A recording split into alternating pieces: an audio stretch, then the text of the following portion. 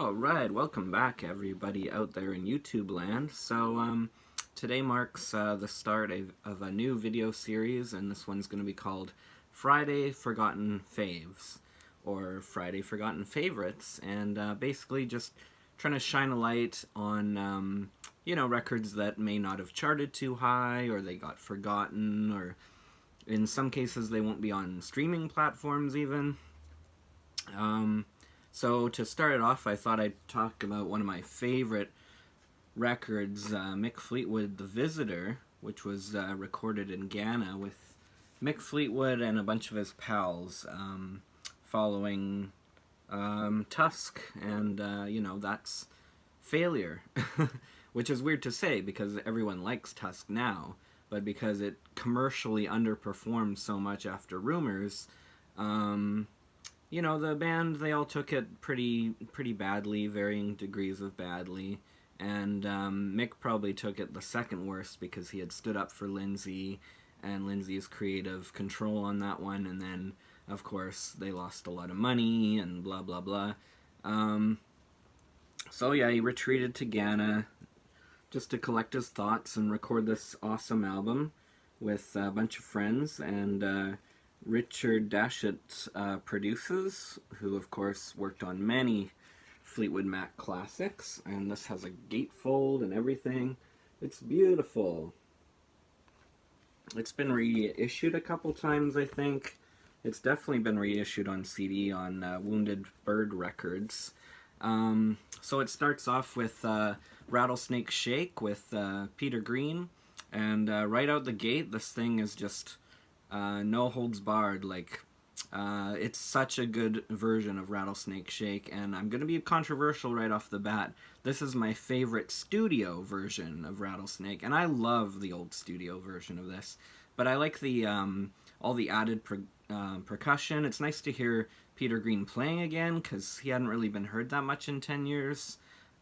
He's on a Tusk track, Brown Eyes, one version of that at least, but you can only kind of hear him at the end mostly. I think it was uncredited at the time, I could be wrong. But the guitar playing is absolutely spectacular. There's lively hand claps throughout, and the backing vocals on the tail end.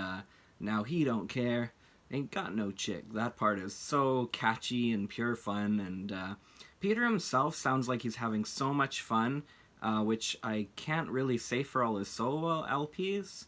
I'm a big fan of all his solo LPs, from In the Skies all the way to Colors, but a lot of them I don't think he's having as much fun. It sounds like maybe Mike Green is or maybe even Mick were kind of forcing him to. I know Mick was managing him at the time, so it's nice to hear him have fun again. He sounds like he's having a lot of fun on vocals, so rest in peace to the Green God.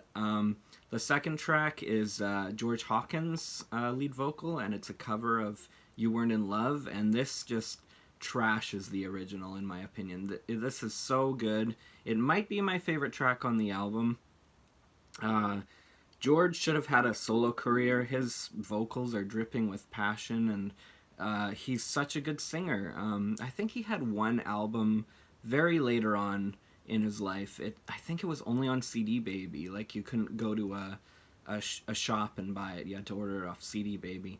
So, couple that, the awesome lead vocals with busy percussion breaks. Even though it's a slow song, there's tons going on to listen to, and it's just bliss to my ears. The long outro with the children singing is probably my favorite part. So rest in peace, Mr. Hawkins, too.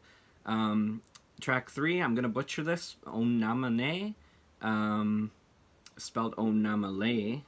It gives us our first track that sounds like an authentic Ghana kind of song or chant. High beats per minute, repetitious workout, in a good way though. It's so catchy and so much fun, and Mick does his hard-hitting shtick, and the bass and other percussives go ham. I haven't looked into a translation of the vocals. I'd be really interested to know what they're saying, what it means. The words don't really matter though. It's just rapid fire, fun, funky, fresh. Oh, computer updated. Super Brains come storming in, instrumental track. Sounds like it was born out of a long jam session. Kind of like how Peter Green recorded End of the Game and they spliced it up afterwards. I feel like the boys just recorded for an hour and kind of said, okay, this was the best 4 minutes. His guitar resides under the proceedings, kind of under, or maybe hovering like over somehow, but it's kind of like a ghostly presence, his guitar track on it. It works really well. I would love one day if they could put out a extended version with the whole jam session. Maybe, but I mean, this thing didn't sell too well, so maybe not. Don't Be Sorry, Just Be Happy is the second poppiest tune here, I would say. We're about to get to the poppiest one. It's kind of dreamy sounding. It's a slow burn. The outro of the track is almost as long as the track itself. It's very pretty. It's restrained. The guitar playing is almost liquidy. I think Mick plays like water drums on this, or what is it?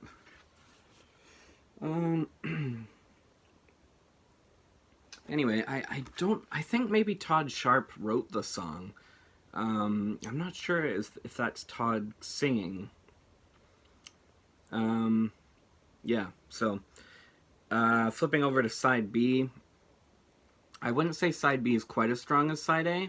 A Walk a Thin Line, rather, is a definite highlight for me from Tusk, but it's definitely the low light here, but it's still good. It's still a decent track.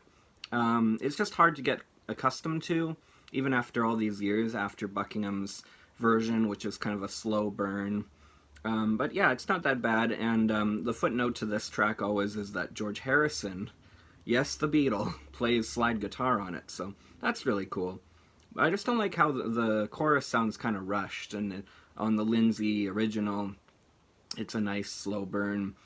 I don't know, it works really well, kind of haunting. But, you know, my least favorite track on the album, still good. Not Fade Away is a lot of fun, of course, a cover. We all know the Stones did it, and the Grateful Dead, and it's surely one of the most covered songs of the era. But this is actually my preferred version. I really like this version a lot.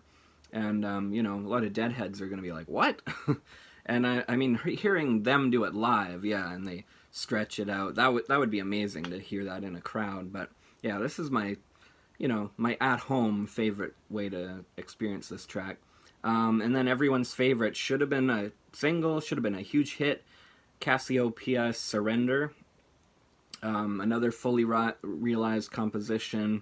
Again, George Hawkins at the height of his power. These vocals, man. And this is kind of a more standard sounding song. Like the tempo never deviates. It's just that it sounds like 16 tons. Like it's just that constant, you know, drum sound. And if this was released by someone else in the 80s, though, it would have been a hit, I think. And then everyone would have to go out and realize how to pronounce Cassiopeia, to say Cassiopeia Surrender. And everyone would butcher it. And then The Visitor, much like Onamale, again, I don't know if I'm pronouncing that right, I hope so, but The Visitor, much like track 3, is akin to the kind of music you would hear in a village in Ghana, and it's so infectious and fun. And then closing out the record is MLA, Show Me Your Heart, which is kind of like akin to a lullaby in a way. And the song, much like track 3 again, is written by, and I'm gonna butcher this, I'm sorry, Ni Amarty? Anyway, it's nice like a lullaby. The kids sing along with the lead. It's a nice way to close out the record. You know, it would have been nice to have one more track, like, and one more really infectious fast track, but man, this is a really great record. It's actually one of my favorite solo records from any of the Fleetwood Mac crew. You know, I would put it, I love Out of the Cradle, of course, you know, Stevie Nicks' first couple records too. I mean, all of Lindsay's, but yeah, this Mick one's great. Bob Welch, of course, has some ones I love, and Peter. But yeah, this would be up there in the top 5 for my favorite Fleetwood Mac records, and people don't talk about it enough. Thankfully, it's on streaming services. I've read some comments on the internet, specifically on YouTube, about what people think of this, but please let me know what you think about this one. I love it. I'm going to leave it at that for now. But much recommended. And this came way before Peter Gabriel went to Africa, and Paul Simon went and recorded tracks for Graceland and brought them back. And yeah, so, this is a precursor to all that. So yeah, let me know what you think. Mick Fleetwood, The Visitor. Highly recommended. Thanks for watching, everyone, and we'll see you next Friday for some more Forgotten Favorites.